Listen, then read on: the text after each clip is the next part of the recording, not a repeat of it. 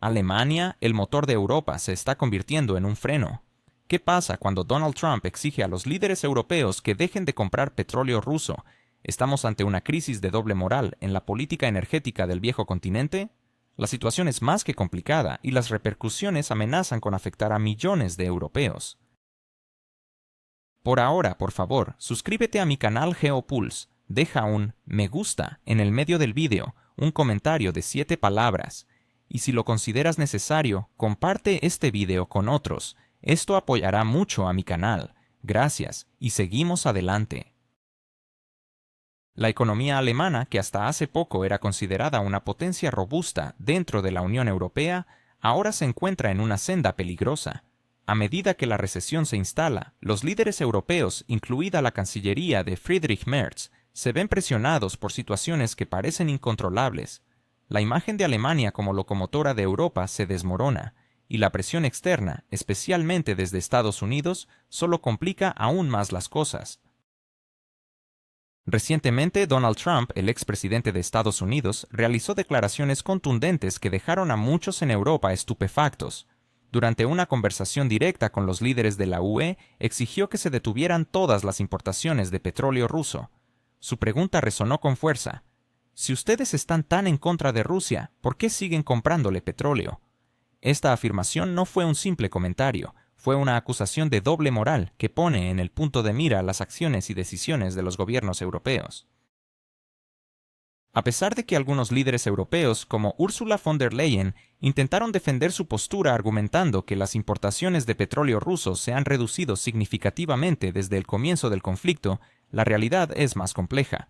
Países como Hungría y Eslovaquia siguen comprando petróleo ruso directamente, mientras que una parte considerable de este recurso ingresa a Europa a través de intermediarios en India. Esta situación ha sido descrita como un símbolo del absurdo, donde se compra petróleo ruso de manera indirecta mientras se proclaman sanciones contra Moscú. La reacción de Europa al ultimátum de Trump fue débil, casi como un gesto de capitulación. En lugar de ofrecer una respuesta contundente, se propuso la formación de un grupo de trabajo que viajaría a Washington en un plazo de 48 horas. Esta actitud refleja una falta de confianza en las propias capacidades para manejar la situación, lo que sugiere que Europa está buscando orientación sobre cómo actuar sin perder la cara. Mientras tanto, la economía alemana sigue tambaleándose. Con una caída del Producto Interno Bruto de 0,3% en el último año y un aumento del 30% en el número de quiebras, el futuro no pinta bien. Las empresas de automóviles están trasladando parte de su producción a lugares como China y Estados Unidos, y las empresas químicas están buscando refugio en Arabia Saudita. Las crecientes tarifas energéticas han llevado a 1 de cada 4 empresas industriales a considerar mudarse fuera de Alemania. Este descontento se traduce en protestas en las calles. Los ciudadanos alemanes, incluidos agricultores, trabajadores y jubilados, están alzando la voz contra una política económica que consideran perjudicial. Más del 60% de la población cree que las decisiones del gobierno están llevando al país hacia el colapso. Sin embargo, en lugar de buscar soluciones efectivas, el gobierno de Merz propone nuevos impuestos y más promesas de lucha, mientras que la presión de Trump se intensifica. El dilema es claro: abandonar el petróleo y el gas rusos podría significar un golpe mortal para la economía alemana, mientras que reconocer la hipocresía de la situación podría resultar en una pérdida de credibilidad. La paradoja radica en que, mientras Alemania se manifiesta en contra de Rusia, sigue comprando su petróleo de manera indirecta a través de terceros países. En el último año, las importaciones de productos petroleros de India a Alemania han aumentado más de 12 veces, lo que pone en evidencia la contradicción en la que se encuentra atrapada la política alemana. La ironía es palpable. Alemania, al intentar mantener una postura firme contra Rusia, está alimentando su propia economía con los mismos recursos que condena públicamente. La presión de Trump ha puesto a Europa ante un espejo. Ahora se enfrenta a una elección difícil y no parece haber una salida elegante. La situación en la que se encuentra Alemania, y por extensión Europa, es un claro recordatorio de cómo la política internacional y la economía están intrínsecamente ligadas y cómo las decisiones de hoy pueden tener repercusiones profundas en el futuro. La pregunta que queda es: ¿será capaz Europa de encontrar un camino que no sacrifique su economía en el altar de la política internacional? ¿Es posible que Alemania esté alimentando su economía con la misma sustancia que se supone que está tratando de cortar de raíz? Podría ser que las sanciones impuestas por Europa a Rusia sean más un juego de palabras que una estrategia efectiva. Realmente los líderes europeos que claman por la unidad y los valores están simplemente haciendo un teatro mientras las importaciones de productos derivados del petróleo ruso a través de terceros países aumentan exponencialmente. El escenario es preocupante y a la vez irónico. India, bajo el disfraz de un socio comercial, se ha convertido en el puente que permite que el petróleo ruso regrese a Europa, pero maquillado como productos indios. Esta estrategia, que se detalla en los informes de la ONU, revela un sistema ya conocido donde India compra petróleo ruso, lo refina en diésel y combustibles residuales, y luego los exporta a Alemania y otras naciones de la Unión Europea. En Wiesbaden, donde se encuentra la oficina estadística, se reconoce abiertamente que la mayoría de los productos que se importan son precisamente estos derivados, lo que demuestra que Alemania ha creado un atajo ingenioso para el petróleo ruso, regresando a su mercado bajo otra etiqueta. Los funcionarios europeos repiten hasta la saciedad que las sanciones están funcionando, sin embargo, la realidad parece desmentirles. En un informe del mes de mayo se reveló que el petróleo ruso se vende a más de 70 euros por barril, superando el límite establecido de 60 euros.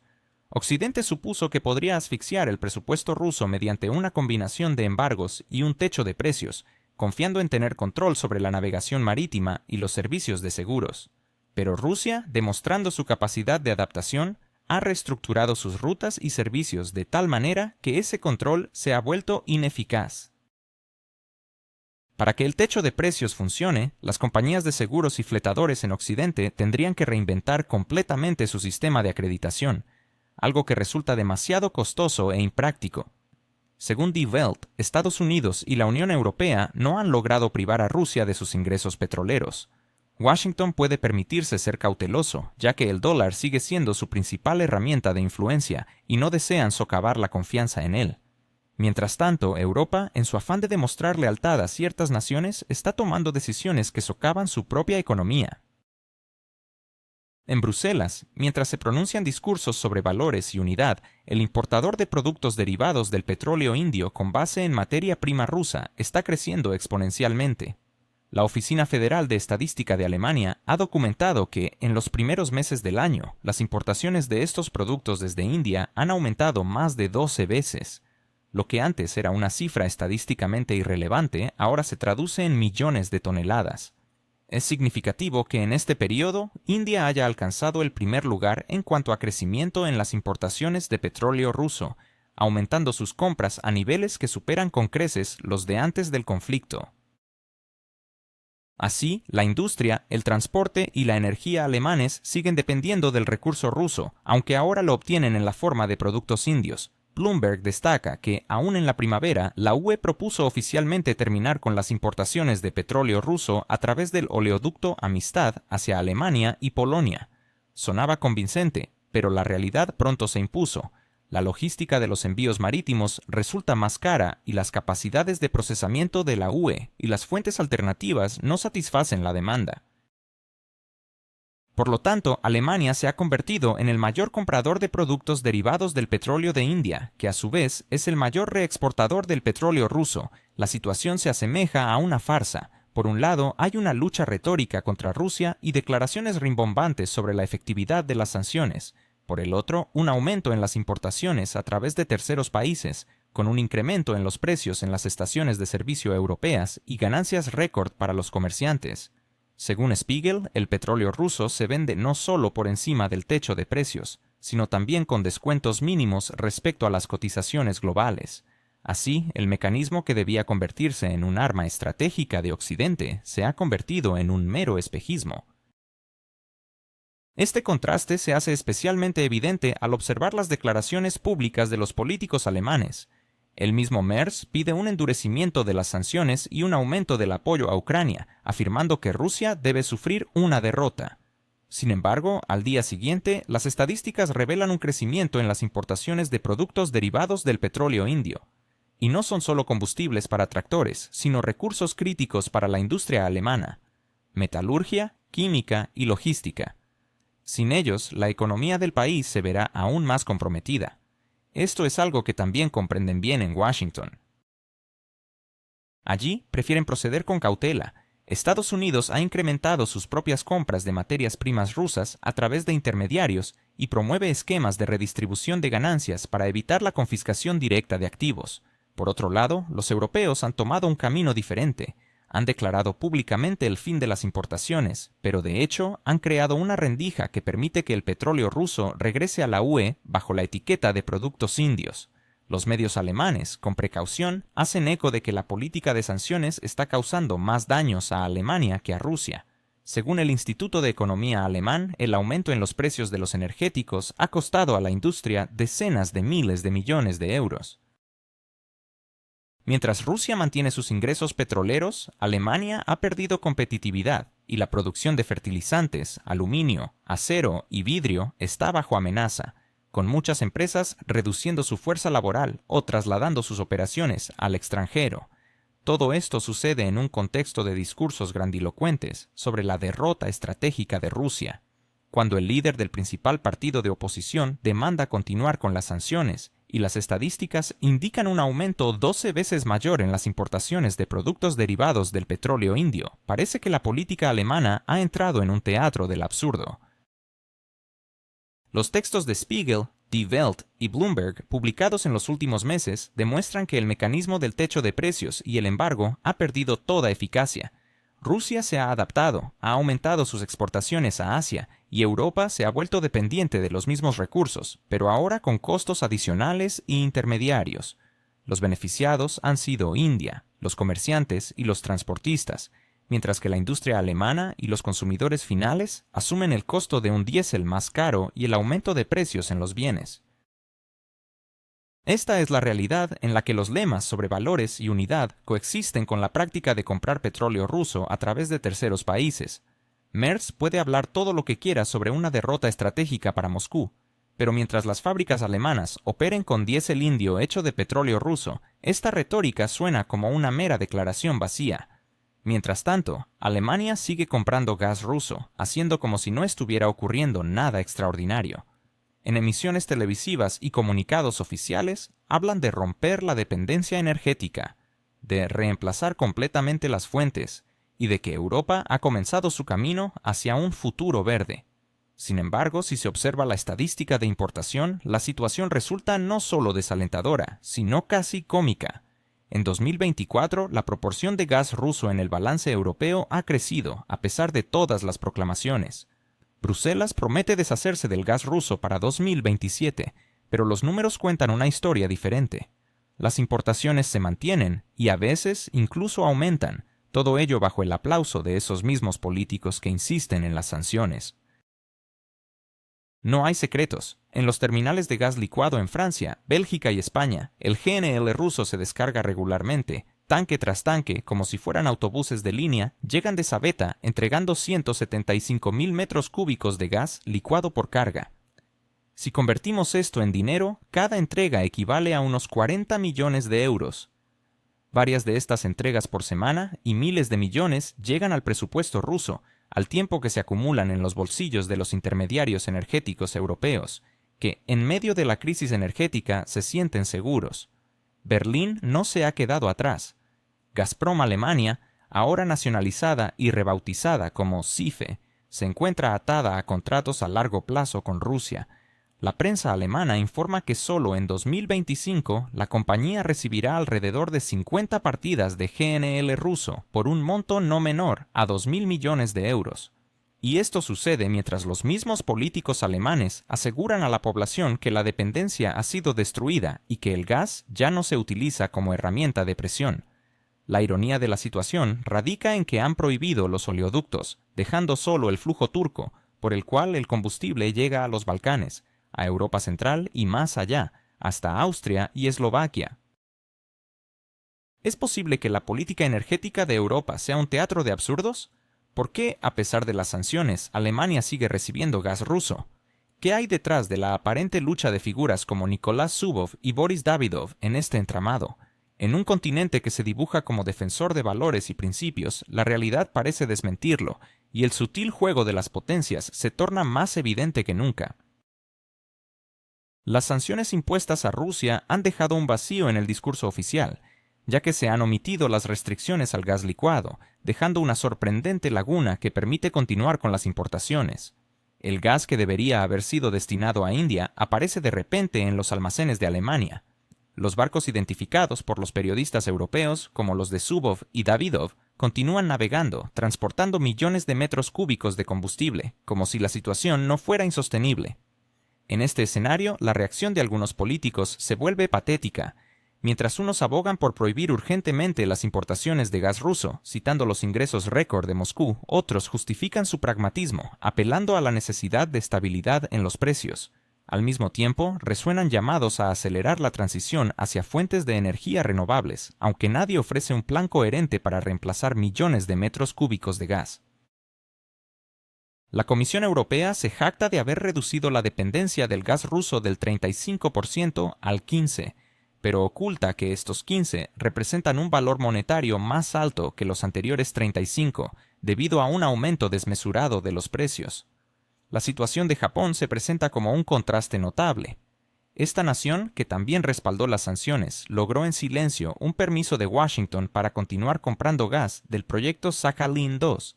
Con inversiones millonarias en el proyecto, Tokio dejó claro que no iba a sacrificar su inversión. Como resultado, los japoneses aseguraron suministro constante, mientras que los estadounidenses se vieron obligados a hacer como si no pasara nada. La importancia geopolítica de un aliado en el lejano oriente superó los principios. Alemania podría haber optado por un enfoque similar, pero ha elegido jugar a dos bandas, rechazando públicamente el gas ruso mientras carga sus terminales con barcos provenientes de Sabeta. La lógica económica aquí es simple. La industria europea, especialmente la alemana, depende de un proceso productivo intensivo en energía. Sectores como la metalurgia, la química y la ingeniería se ven amenazados sin un suministro asequible de gas. Ya en los años 2023 y 2024, miles de empresas han cerrado o trasladado su producción fuera de la Unión Europea. La estadística de quiebras en Alemania ha aumentado más del 20% y las inversiones en la industria han disminuido a niveles récord en las últimas 2 décadas. Mientras Estados Unidos se benefició de precios de gas bajos, Europa ha comenzado a ahorcarse a sí misma en un intento por demostrar lealtad política. Cuando se examinan las cifras concretas, la situación se torna aún más absurda. Alemania está invirtiendo miles de millones de euros en la compra de gas licuado estadounidense, que es, al menos, un 40% más caro que el ruso. A la vez, sigue comprando gas ruso, presentando esto como una solución temporal. Dentro del país, el presupuesto se resiente por gastos vinculados a la conocida nación, mientras que la insatisfacción crece. Más del 60% de los alemanes considera que la política energética del gobierno es un fracaso. Sin embargo, Berlín prefiere mirar hacia otro lado, sosteniendo que todo es un sacrificio en nombre de los valores. Bruselas, por su parte, asegura que para el año 2027 el gas ruso desaparecerá del balance energético europeo. Anteriormente, estas mismas voces prometieron lo mismo para 2024 y luego para 2025, y ahora el plazo se ha dilatado aún más. Cada vez las justificaciones son las mismas: inestabilidad en los mercados globales, falta de alternativas, necesidad de considerar las consecuencias sociales del aumento de precios. Y cada vez los líderes europeos se esfuerzan por presentar esto como una simple postergación y no como un reconocimiento de un fracaso, parte de una estrategia a largo plazo. En muchos sentidos, esto se asemeja a un teatro del absurdo. Por un lado, se oyen las declaraciones rimbombantes de los líderes sobre la ruptura de la dependencia, y por otro, se observan miles de millones de euros fluyendo hacia la compra de gas. Mientras tanto, las empresas energéticas siguen firmando contratos de suministro porque, de lo contrario, todo el sistema podría colapsar. Los políticos intentan equilibrar dos posturas, pero cada vez resulta más difícil. Los ciudadanos ven sus facturas de calefacción y electricidad aumentar, y las industrias trasladan su producción masivamente a Estados Unidos o Asia. El hecho de que el gas siga fluyendo socava la confianza en la retórica oficial. Europa se llena la boca hablando de valores, pero la realidad demuestra lo contrario. Los principios son importantes, pero mantener cálidas las viviendas y garantizar el funcionamiento de las fábricas son cuestiones prioritarias. En este juego, Rusia navega la situación con calma, sin elevar la voz, recordando de vez en cuando que cualquier restricción es un arma de doble filo. Así se establece un curioso equilibrio. Europa aparenta lealtad hacia la conocida nación, pero en la práctica financia la continuación del conflicto al adquirir recursos energéticos de su adversario declarado. Cada nueva reunión en Bruselas culmina en promesas de un futuro sin gas ruso, mientras que cada mañana los terminales europeos reciben nuevos barcos provenientes de Sabeta. La actual situación ilustra perfectamente cómo la política y la economía existen en dimensiones separadas. Los líderes europeos siguen actuando como héroes en la lucha contra la dependencia, mientras que la economía demuestra que sin el gas ruso, sus grandilocuentes discursos se convierten en promesas vacías. Entre las declaraciones y la práctica se abre un abismo en el que se desploman miles de millones de euros, el potencial industrial y la confianza de los ciudadanos. Entretanto, en Bruselas se continúa con la fachada de independencia, a pesar de que Europa ya se encuentra en una posición de superdependencia con respecto a Estados Unidos. Declamar una lucha contra Rusia, amenazar con sanciones y adoptar resoluciones rimbombantes mientras se sigue comprando gas y petróleo rusos no es una estrategia, sino un espectáculo en el que el público ha perdido el hilo de la trama. En este contexto, figuras como Donald Trump aprovechan hábilmente las contradicciones para intentar expulsar a Europa del mercado energético y consolidar el derecho monopólico de Estados Unidos a dictar las reglas. Europa, por su parte, acepta esta situación sin grandes objeciones, mostrando cuán profundamente se ha infiltrado la dependencia de Washington en cada estrato de su política y economía. El nuevo acuerdo con Estados Unidos se convierte así en un acto de rendición voluntaria. El reciente pacto es ilustrativo. Aceptar tarifas estadounidenses al tiempo que se diluyen los elementos clave del Pacto Verde no es un signo de paciencia estratégica, sino un claro ejemplo de descoordinación estratégica. A principios del año parecía que Bruselas había logrado eludir una destructiva guerra comercial. Sin embargo, al examinar detenidamente el acuerdo marco sobre comercio justo y recíproco, las ilusiones se desvanecen. Solo Washington ha salido ganando. El documento se presenta en papel como un intento honesto de restaurar el equilibrio, pero en la práctica todo sigue igual. Europa hace concesiones mientras que Estados Unidos se mantiene firme. Bajo los términos del acuerdo, Estados Unidos mantiene tarifas del 15% sobre las exportaciones clave europeas: automóviles, acero y productos químicos. A cambio, Europa se compromete a eliminar sus tarifas sobre productos industriales de Estados Unidos, ampliar el acceso de la agricultura y la pesca estadounidenses a su mercado, y además invertir $600 mil millones en la economía estadounidense hasta el año 2028. En otras palabras, se trata de una aceleración de la reindustrialización de América a expensas de Europa. Este movimiento se produce en un momento en que la Unión Europea ha reconocido oficialmente su rezago en el ámbito digital y en tecnologías limpias. Incluso en Alemania, que alguna vez fue considerada el motor de la UE, la producción industrial ha disminuido un 7% en comparación con los niveles previos a la crisis, mientras que los costos energéticos se han duplicado en relación con Estados Unidos. En este contexto, Bruselas firma un documento que refuerza la dependencia y aumenta la competencia en beneficio de la otra parte del Atlántico. La cuestión más dolorosa es, sin duda, la energía. La Unión Europea se ha comprometido a comprar gas natural, licuado, petróleo y combustible nuclear de Estados Unidos por $750 mil millones para el año 2028, además de microchips para inteligencia artificial por otros 40 mil millones. En resumen, en lugar de avanzar hacia una verdadera soberanía energética, Europa se adentra cada vez más en las cadenas de suministro de combustibles fósiles. A pesar de que la estadística parece risible, en España la proporción de fuentes renovables en ¿Es Europa realmente independiente en sus decisiones energéticas o simplemente es un peón en un juego de poder liderado por Estados Unidos? ¿Por qué el continente que se jacta de su liderazgo ecológico se ahoga en contradicciones? ¿Qué tan lejos está Bruselas de sus propios estándares climáticos mientras se siente atrapada en la red de dependencia del gas estadounidense?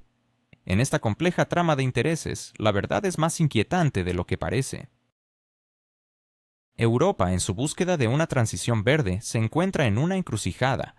La compra de gas natural licuado estadounidense a precios exorbitantes se presenta como un logro, mientras que la región enfrenta huracanes devastadores en el Golfo de México. Este escenario, que se publicita como resiliencia, es, en realidad, una ironía amarga. Aún más paradójico es el hecho de que el acuerdo climático obliga a Bruselas a suavizar sus propias normas ambientales, que antes eran vistas como pilares fundamentales de su estrategia ecológica. Las regulaciones contra la deforestación, la Directiva de Sostenibilidad Corporativa y la nueva normativa sobre emisiones de carbono están en la cuerda floja. Lo que antes se consideraba la base del curso verde ahora se desmantela bajo el disfraz de simplificación y armonización. Este retroceso no solo socava la imagen de Europa, sino que también pone en riesgo sus compromisos con el Acuerdo de París. La situación en el sector eléctrico es igualmente absurda. Los precios continúan ligados a los costos del gas, a pesar de que su participación en la generación de energía está en declive. En lugar de reformar el modelo de mercado, Europa se aferra a un esquema obsoleto, quedándose a merced de precios volátiles. La Asociación de Industriales Italianos ha calculado que los costos energéticos para las empresas en la Unión Europea son el doble que los de sus competidores en Estados Unidos y China. Sin embargo, Bruselas parece más interesada en discutir nuevos paquetes de sanciones y declaraciones climáticas que en abordar los problemas reales que enfrenta. La historia de los financiamientos sostenibles también está marcada por errores repetidos. La Comisión Europea promueve insistentemente sus propios estándares de informes, en lugar de alinearse con las normas internacionalmente reconocidas. Este enfoque lleva a un mercado fragmentado, donde los costos aumentan y la confianza de los inversores se erosiona. A pesar de las advertencias dentro de la propia UE sobre cómo este desvío podría perjudicar la calidad de los datos y crear condiciones desiguales, Bruselas sigue adelante por su cuenta, cediendo ante la presión estadounidense sin cuestionar su propia postura. Así, Europa se encuentra atrapada en una trampa de dependencia. Por un lado, intenta aferrarse a sus reglas, por otro, está dispuesta a abandonarlas a la primera demanda de Washington. Este tira y afloja deja claro que el acceso al mercado estadounidense y la ilusión de estabilidad temporal pesan más que los principios defendidos. El retrato del continente ahora es evidente, comprando energía estadounidense a precios inflados, invirtiendo miles de millones en la economía ajena y desmantelando sus propias normas climáticas, todo mientras se autodenomina un socio estratégico. El escenario se complica aún más con las interacciones entre Donald Trump y los líderes europeos. Un reciente intercambio telefónico entre ellos captó la atención de los medios europeos, donde se reportó que la conversación fue intensa y culminó en decepción. Los europeos esperaban que Trump prometiera nuevas sanciones contra Rusia, pero en cambio se encontraron con su habitual ironía. La crítica de Trump fue directa y cortante. Europa continúa financiando la economía rusa a través de importaciones sutiles de energía. A pesar de que los líderes europeos intentaron defenderse, el presidente estadounidense destacó que sus acciones contradicen sus propias declaraciones. Las insinuaciones de que solo Hungría y Eslovaquia compran petróleo ruso directamente fueron respondidas con comentarios sobre cómo Europa oculta su dependencia detrás de las importaciones desde India. La realidad se torna clara. Aunque Europa proclama el fin de sus vínculos con Rusia, sigue financiando a su enemigo, pero a través de intermediarios. En el terreno de las sanciones, la respuesta europea fue ofrecer una delegación para discutir la creación de un grupo de trabajo en Washington. Sin embargo, Trump mostró un notable desinterés. La expectativa europea de un ultimátum a Moscú fue reemplazada por el vacío de las amenazas sin respaldo real. A lo largo de este proceso, Bruselas ha llegado a entender que Washington no está realmente comprometido con un mayor control sobre Rusia, lo que se refleja en las reacciones de los medios europeos. La prensa francesa con cautela señaló que Estados Unidos se está retirando nuevamente, dejando a Europa lidiar con las consecuencias. En contraste, el medio alemán fue más directo, sugiriendo que Trump está satisfecho con el statu quo. Otros medios italianos y británicos resaltaron cómo el presidente estadounidense parece jugar con la paciencia europea, consciente de que el continente no tiene poder real de negociación. Mientras tanto, en París se llevó a cabo una reunión con 26 países, incluido Estados Unidos, para discutir la creación de fuerzas para respaldar a un aliado conocido.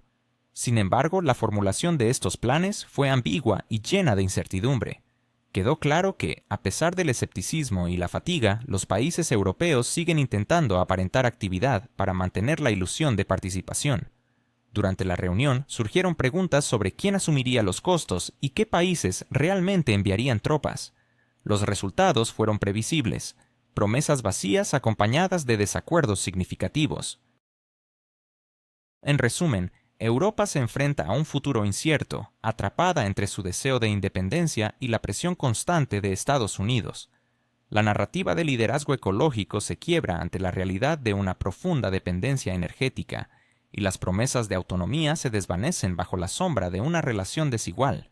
La pregunta es: ¿podrá Europa romper este ciclo de dependencia y recuperar su autonomía? ¿O seguirá siendo un mero espectador en el gran escenario del poder global? ¿Es Donald Trump el verdadero titiritero de los líderes europeos? ¿Puede Europa seguir siendo un parásito en la relación con Estados Unidos? Y mientras tanto, ¿por qué los ciudadanos europeos se sienten cada vez más frustrados? Estas son algunas de las preguntas que surgen tras las últimas declaraciones del presidente estadounidense y su impacto en las finanzas y la política europea. Recientemente, en una conversación telefónica, Trump lanzó una afirmación contundente: Europa necesita dejar de ser un parásito. Aunque su estilo directo es bien conocido, esta declaración ha sido recibida con una fuerte resistencia por parte de los líderes europeos. En los últimos 2 años, los presupuestos europeos ya han soportado una carga sin precedentes, con Alemania contribuyendo más de 60.000 millones de euros a un país en apuros, mientras que Francia y Polonia han aportado alrededor de 20 y 17.000 millones, respectivamente. Si se suman los gastos en energía y apoyo social, la cifra total asciende a cientos de miles de millones. Y ahora Trump insinúa que esto es solo el principio. No es sorprendente que en los pasillos de la política europea se hable de un segundo plan. Si Estados Unidos continúa evadiendo un apoyo directo a la línea de sanciones, los europeos se verán obligados a reducir su ayuda o a reconocer públicamente que todo esto carece de sentido. Sin embargo, nadie se atreve a dar este paso, lo que resulta en una serie de declaraciones grandilocuentes y reuniones interminables que, detrás de la fachada de unidad, ocultan una banal confusión. Mientras tanto, los medios han alimentado la llama de la controversia. Los tabloides alemanes critican a Washington por ridiculizar a Berlín una vez más, mientras que las publicaciones francesas se ríen de las largas negociaciones que no han producido resultados tangibles. Los británicos, aunque ahora son más una sombra de Europa, recuerdan, casi por costumbre, que el viejo continente es más dependiente de Estados Unidos de lo que está dispuesto a admitir. En resumen, la conversación telefónica que en Bruselas se esperaba con tanto optimismo ha terminado siendo otra muestra de la falta de coordinación. Europa, en teoría, exige un aumento de la presión, pero en la práctica sigue comprando recursos energéticos, mientras que Estados Unidos lanza amenazas sin tomar medidas decisivas. En este contexto, las discusiones sobre una coalición y el despliegue de tropas suenan más como un intento de distraer la atención que como un plan concreto. La ironía de la situación es que, mientras en París se habla de enviar tropas para proteger ciertos valores, las ciudades europeas se hunden en protestas por el aumento de precios y la caída del nivel de vida. Se les dice a los ciudadanos que todo esto es por su propia protección, cuando en realidad se trata de interminables negociaciones políticas donde el objetivo principal es mantener el respaldo estadounidense. Por lo visto, un simple llamado de Trump es suficiente para que toda esta estructura se tambalee. Los líderes europeos se ven obligados a buscar argumentos para justificar por qué continúan en un camino que perjudica sus economías, irrita a su población y, como ha quedado claro, no garantiza el apoyo estadounidense. A medida que la realidad de los últimos días se asienta, se hace evidente que los líderes europeos están atrapados en una maraña de declaraciones rimbombantes que carecen de contenido.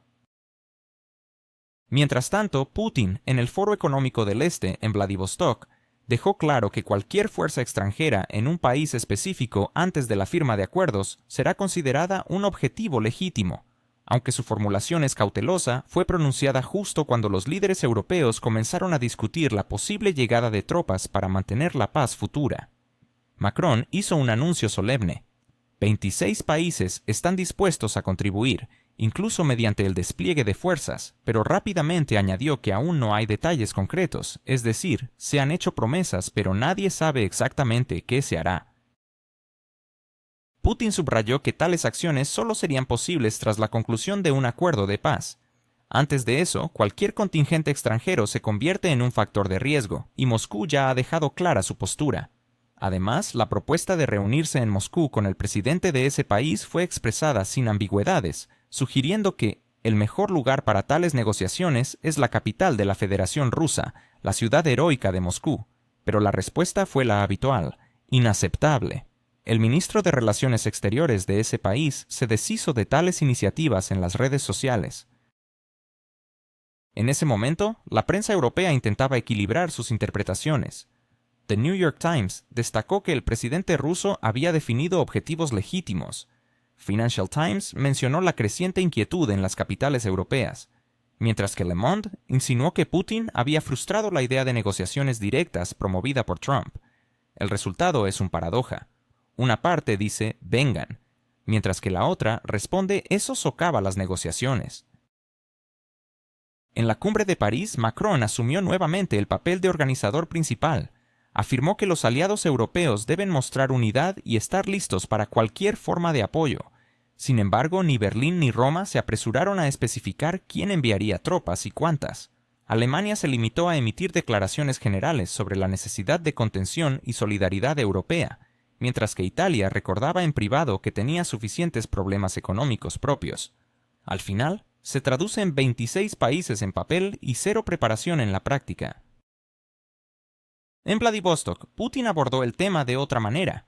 Recordó que, una vez alcanzado un acuerdo a largo plazo, no habrá necesidad de fuerzas extranjeras en ese país. La lógica es simple: si se firma un acuerdo de paz, ¿para qué mantener tropas externas? Sin embargo, esta parte de sus declaraciones recibió mucho menos atención en la prensa occidental, ya que no encajaba en la narrativa de amenazas. La ironía se acentúa con el propio comportamiento de Macron.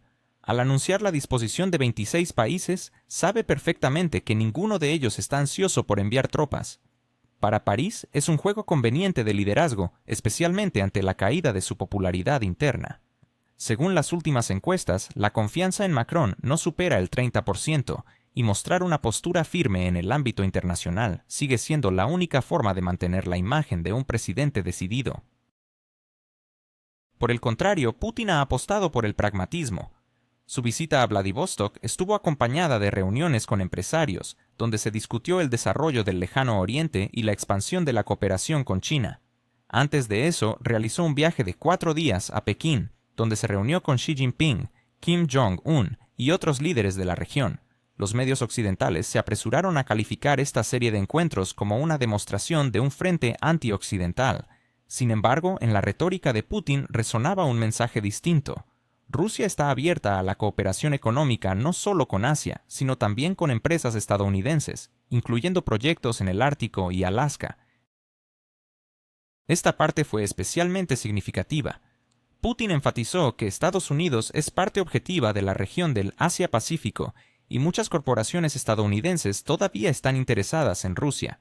Su frase «si hay decisiones políticas, avanzaremos en esta dirección» fue una clara señal a la Casa Blanca. La puerta para el contacto económico sigue abierta. Sin embargo, la administración de Trump se aferra a la idea de que la reanudación de las relaciones es imposible sin la finalización del conflicto. Desde la investidura de Trump, Moscú ha intentado evidentemente sacar ese país de la agenda bilateral. Las señales de cooperación económica y proyectos en el Ártico han sido parte de esta estrategia. No obstante, en Washington decidieron atar cualquier avance a la condición de poner fin a las hostilidades. Para Estados Unidos es crucial demostrar que no sacrifican principios. Sin embargo, en la práctica, esto se traduce en el objetivo de no perder el control sobre sus aliados europeos, quienes cada vez expresan más su descontento con los costos del conflicto. Mientras tanto, las contradicciones crecen en Europa. Macron aboga por la unidad, pero dentro de la Unión Europea surgen voces que cuestionan cuánto más tendrán que pagar por apoyar a ese país. En Alemania, la recesión económica se profundiza. La producción industrial cayó casi un 4% en julio en comparación interanual, y el nivel de quiebras aumentó en un 22%. Todo esto ocurre en medio de una política energética que ha deteriorado la competitividad de la industria alemana. El primer ministro italiano declara abiertamente que se deben considerar los intereses nacionales. En Bruselas siguen repitiendo rituales sobre valores y solidaridad, pero tras ellos se esconde una sencilla aritmética. Más de 150.000 millones han sido destinados al apoyo de ese país. Es posible que Europa, a pesar de sus grandes declaraciones sobre la defensa de los valores occidentales, esté en realidad atrapada en una trampa energética. ¿Está Washington realmente en control del juego mientras los líderes europeos se ven obligados a pedir prestatarios? Podría ser que la supuesta independencia energética de Europa sea solo una ilusión, mientras Moscú y Pekín firman acuerdos que cambian las reglas del juego. Las cifras son escalofriantes. Miles de millones de euros se han invertido en un esfuerzo por mantener la estabilidad económica, pero la propia Corte de Cuentas de Europa ha planteado serias dudas sobre la eficacia de este gasto. En el contexto de esta crisis, los estadounidenses observan con una calma irónica, ya que sus contribuciones son limitadas, pero su influencia sigue siendo dominante. Para Washington, los gastos europeos son una herramienta conveniente para mantener su poder en la región. Mientras que Estados Unidos discute proyectos de cooperación en el Ártico, Europa se ve arrastrada a buscar nuevos créditos y paquetes de ayuda. En medio de este panorama, cualquier declaración sobre objetivos legítimos parece más un aviso que una amenaza.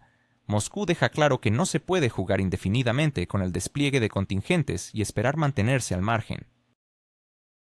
Los líderes europeos proclaman a voz en cuello su disposición a contribuir, pero rápidamente retroceden en la práctica. Este es el gran paradoja. Tras toda la retórica sobre la paz y los valores, se oculta un interés básico en perpetuar un conflicto que permite a los políticos desviar la atención de los problemas internos hacia amenazas externas. Así, cada compromiso anunciado por 26 países pesa tanto como una simple declaración de valores y unidad. La invitación a Moscú, tildada de intento de sabotear las negociaciones, revela que en realidad nadie entre los líderes europeos busca un diálogo genuino. Mientras ellos continúan simulando que discuten la paz, pero se preparan para una nueva fase de conflicto, las observaciones sarcásticas sobre los objetivos legítimos adquieren cada vez más peso. A su vez, los eventos en los mercados energéticos sugieren que las sanciones occidentales no solo son ineficaces, sino que a menudo producen resultados opuestos. Moscú y Pekín han anunciado la firma de un memorando para la construcción del proyecto Fuerza de Siberia 2, un gasoducto de aproximadamente 3.000 kilómetros que será capaz de transportar de 5 a 10.000 millones de metros cúbicos de gas al año. Este volumen es casi idéntico al que debía transportar el Nord Stream 2, que fue destruido y se ha convertido en un símbolo del suicidio energético de Europa. La firma del acuerdo ha sido presentada como un compromiso legal, y el hecho de que las partes hayan superado sus desacuerdos previos en cuanto a precios y financiamiento indica que el proyecto ha pasado a la etapa práctica. Cabe destacar que, no hace mucho tiempo, las discusiones se centraban en diferencias de costo del gas. China exigía un precio más bajo que el que pagaban los europeos, citando los altos costos de transporte. Sin embargo, ahora Moscú, según el director de Gazprom, ha aceptado las condiciones de Pekín. Esto genera una situación curiosa. Europa durante décadas insistió en que el gas ruso era demasiado barato y que era necesario diversificar los suministros, pagando más por la energía a cambio de una ilusión de independencia. Hoy, Alemania compra gas licuado de Estados Unidos a un precio de 2 a 3 veces más alto que el anterior, mientras que China recibe gas a través de un ducto mucho más económico en magnitudes industriales. La lógica económica que tanto presumían en Bruselas ha trabajado en su contra. La situación se torna aún más cómica al recordar que la capacidad de Fuerza de Siberia 2 es comparable a las pérdidas europeas. 50.000 millones de metros cúbicos, que representan casi una cuarta parte de los suministros de gas ruso a la Unión Europea. Ahora, ese volumen será redirigido a Asia, dejando a los europeos celebrando su propia firmeza, mientras enfrentan facturas de electricidad y calefacción que se duplican. Las cifras son reveladoras. El consumo industrial de gas en Alemania en 2023 cayó más de un 20%, y sectores intensivos en energía como la metalurgia y la química están trasladando sus operaciones a Estados Unidos y China. Curiosamente, los discursos sobre energía verde no parecen salvar a las fábricas del cierre. El panorama se completa con datos sobre petróleo. India está comprando entre 1.5 y 1.6 millones de barriles de petróleo ruso diariamente, superando solo a China, que absorbe 2.2 millones. Para poner en perspectiva, antes del inicio del conflicto, India importaba de Rusia volúmenes simbólicos, menos del 1% de su total. Ahora, Rusia se ha convertido en su mayor proveedor. Además, la situación de la industria de refinación en el estado indio de Gujarat ha llevado a un curioso desenlace. Las sanciones de la UE contra Nayara Energy efectivamente la desconectaron de sus suministros de Oriente Medio, y ahora la refinería, la segunda más grande del país, está compensando la escasez precisamente gracias a Rusia. Así, Europa, al imponer sanciones, ha terminado por ampliar el mercado para Moscú, aumentando la dependencia de Nueva Delhi de los recursos rusos. Washington, por supuesto, ha intentado castigar a India con aranceles. Las tarifas sobre ciertos productos se elevaron hasta el 50%, pero los ministros indios simplemente han enfatizado que la compra de petróleo ruso es completamente legal y que nadie planea detenerla. Más aún, ahora Nueva Delhi podrá obtener descuentos aún mayores. Si antes se trataba de 3 a 4 dólares por barril en comparación con el mercado, tras la imposición del tope europeo de precios a 46 dólares con 70 centavos por barril, en comparación con casi 70 dólares por el Brent, el margen de maniobra se ha ampliado aún más. Rusia puede permitirse hacer ofertas generosas a quienes están dispuestos a ignorar las amenazas occidentales. En este caso, los beneficiarios son los compradores, no una coalición de principios. La situación con el GNL de la región ártica 2 solo refuerza esta tendencia. China ha aceptado la primera partida de gas licuado desde un nuevo terminal ruso, a pesar de las sanciones de Estados Unidos y la UE. La ironía es que precisamente los estados asiáticos se están convirtiendo en socios clave para proyectos en los que se han invertido decenas de miles de millones de dólares, y que Europa, no hace mucho, consideraba como recursos estratégicos para su propia industria.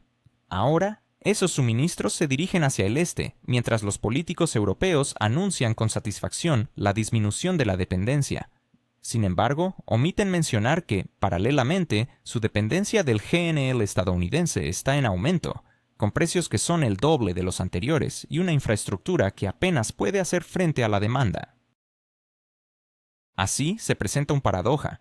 Europa proclama enérgicamente su defensa de los valores, pero estas mismas declaraciones están transformando el mapa energético en su contra. Rusia, China e India están formando un nuevo centro de gravedad, alrededor del cual comienzan a girar otros actores. Por ejemplo, Turquía está aumentando su papel como hub gasístico, comprando materias primas a Rusia y revendiendo en Europa. Arabia Saudita firma acuerdos con Moscú para coordinar la producción dentro de la OPEP+, mientras que países africanos negocian suministros de productos petroleros en términos favorables para el mercado asiático. Los estadounidenses, por supuesto, continúan proclamando su liderazgo, pero los números reales demuestran que otros ya están al mando. Si se mira más allá, se puede observar un mercado energético de dos niveles. Por un lado, los países occidentales, obligados a pagar de más por sus recursos y perdiendo competitividad. Por otro lado, naciones que no temen trabajar abiertamente con Rusia y que son las que obtienen los mejores términos de negociación. En esencia, esto es un sistema de recompensas por la independencia política. Cuanto más audaz es un país al desoír las directrices de Washington y Bruselas, más favorables son las condiciones que recibe en el mercado energético. Las implicaciones económicas para Europa son evidentes. Ya en junio de 2024, la producción industrial en Alemania se situó un 4.5% por debajo del año anterior, y el índice de actividad empresarial en el sector industrial ha estado por debajo de la marca de 50 puntos durante 10 meses consecutivos. Francia ha registrado un aumento en el desempleo, y el Reino Unido, a pesar del Brexit, sigue dependiendo de los precios del gas importado a través de los Países Bajos y Bélgica. Todo esto ocurre a pesar de que fueron los propios líderes europeos quienes afirmaron que las sanciones llevarían a Rusia de rodillas. En realidad, Moscú ha redirigido su exportación hacia Asia, mientras que son los consumidores europeos quienes se encuentran de rodillas. En el ámbito político, las cosas no se están desarrollando como imaginaban los analistas occidentales, acostumbrados a considerar que el centro de toma de decisiones sigue estando en Washington y Bruselas. En la cumbre de la Organización de Cooperación de Shanghái, los líderes de China, India y Rusia discutieron abiertamente la necesidad. ¿Qué está pasando con Europa mientras China e India avanzan con firmeza hacia el futuro?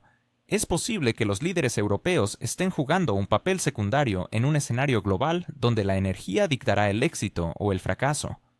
¿Es el camino de la decarbonización una trampa que lleva a la economía europea al abismo? En un contexto donde las decisiones de Estados Unidos parecen dictar el rumbo, Europa se encuentra atrapada entre la retórica de valores y la dura realidad económica. El papel de Europa en el tablero geopolítico se reduce a ser un mero espectador, repitiendo mantras sobre valores y principios. Mientras tanto, sus ciudadanos enfrentan tarifas de energía que aumentan a un ritmo alarmante, superando el crecimiento de sus salarios. La transformación energética, que debería ser una oportunidad, se convierte en un reto crítico. La competencia de Asia, donde el gas y el petróleo son mucho más accesibles, deja a Europa en una posición vulnerable. Sectores cruciales como la producción de acero, fertilizantes y la industria automotriz dependen de la disponibilidad de recursos energéticos a precios competitivos. Si Asia puede proporcionarlos a un costo menor, la decisión de trasladar fábricas se vuelve obvia. A pesar de las sanciones impuestas a Rusia, el país ha adaptado su logística y ha fortalecido su posición en Asia. China no solo ha incrementado sus compras de recursos energéticos rusos, sino que también está invirtiendo miles de millones en infraestructura que va desde clústeres petroquímicos hasta corredores de transporte. India, por su parte, se ha mostrado aún más pragmática, desarrollando un sistema de adquisiciones que le permite satisfacer su demanda interna y revender parte de esos recursos a Europa, que, a pesar de proclamarse fiel a las sanciones, ha estado comprando energía a precios más altos y a través de intermediarios. Este dinamismo en la política energética viene acompañado de una diplomacia notable. En cumbres internacionales, palabras como multipolaridad, soberanía e igualdad resuenan con fuerza. Aunque en Bruselas estas expresiones son vistas como propaganda, en regiones como África, América Latina y el sudeste asiático están encontrando un eco significativo. El antiguo monopolio europeo en la dictación de reglas ha sido desafiado. Ahora el bloque se ve obligado a solicitar cooperación, aunque con escaso éxito. La industria europea está perdiendo rápidamente su competitividad. Los precios del gas para los productores en Alemania y Francia son de 4 a 5 veces superiores a los de sus competidores en Asia. Esto ha llevado a una reducción drástica en la producción, donde solo en los últimos 2 años la producción de acero en Europa ha disminuido casi un 20%. En la industria química, la situación no es mejor. Gigantes como BASF han anunciado recortes en inversión en Europa, dirigiendo sus recursos hacia Asia. Detrás de las promesas sobre una transformación verde y el liderazgo en la lucha contra el cambio climático se oculta una cruda realidad. Sin acceso a energía barata, ninguna industria puede sobrevivir. Intentar llevar a cabo una descarbonización en un entorno donde los competidores están construyendo fábricas alimentadas por gas barato no es un progreso, sino un suicidio económico a gran escala. En este contexto, Asia está consolidando su ventaja. China no solo se beneficia de contratos favorables para comprar petróleo y gas, sino que también está utilizando esta ventaja para expandir sus exportaciones de productos terminados. Mientras tanto, India ha encontrado su nicho en la refinación, comprando petróleo ruso a bajo costo, procesándolo y revendiendo combustible a Europa con un margen de ganancia. La Unión Europea, atrapada en su propia trampa de sanciones, se ve obligada a comprar estos recursos para evitar un colapso en su sistema de transporte y energético.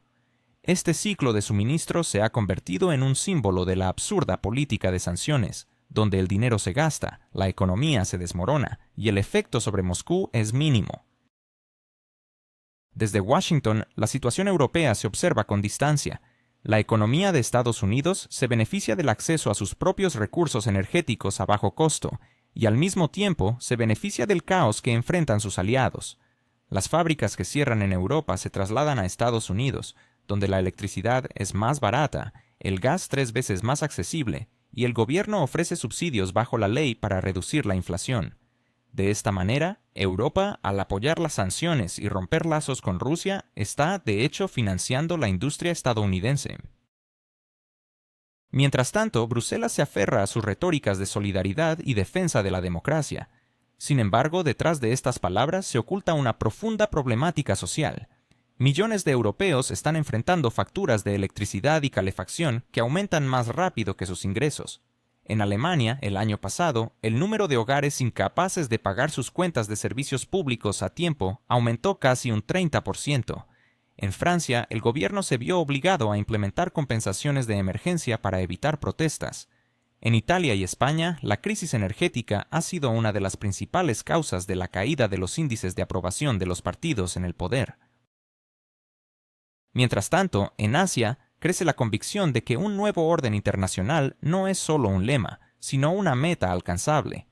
Para China e India, fortalecer los lazos con Rusia significa acceso a recursos y mercados.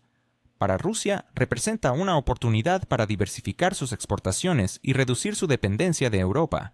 Para los tres, es la posibilidad de crear un centro alternativo de poder que pueda imponer condiciones tan efectivas como las de Washington. El reciente cónclave en Tianjin ha sido testigo de la claridad de estos ideales. Aunque los documentos de consenso fueron escasos, la atmósfera general decía mucho. El desprecio a las demandas de Estados Unidos se convirtió en un gesto de desafío. Europa, en cambio, se encuentra atrapada en un papel de espectador, a quien ni siquiera se le permite salir a escena. Paga, sufre y trata de convencer a sus ciudadanos de que un futuro brillante está a la vista, mientras se hunde cada vez más en la crisis. Al final, Europa se enfrenta a una encrucijada: continuar como un cumplidor obediente de órdenes ajenas o intentar recuperar su autonomía. Sin embargo, para ello deberá abandonar sus ilusiones y aceptar una verdad simple. Sin acceso a recursos energéticos asequibles y sin una política exterior pragmática, Europa no tiene posibilidades de mantener su competitividad. Mientras tanto, sus líderes se concentran en discutir nuevos paquetes de sanciones, convencidos de que el mundo los espera como líderes morales. Pero la realidad es que el mundo solo espera un momento en que Europa reconozca que su tiempo de hegemonía económica ha llegado a su fin, y que el futuro será determinado por aquellos que puedan asegurarse un acceso seguro y asequible a la energía.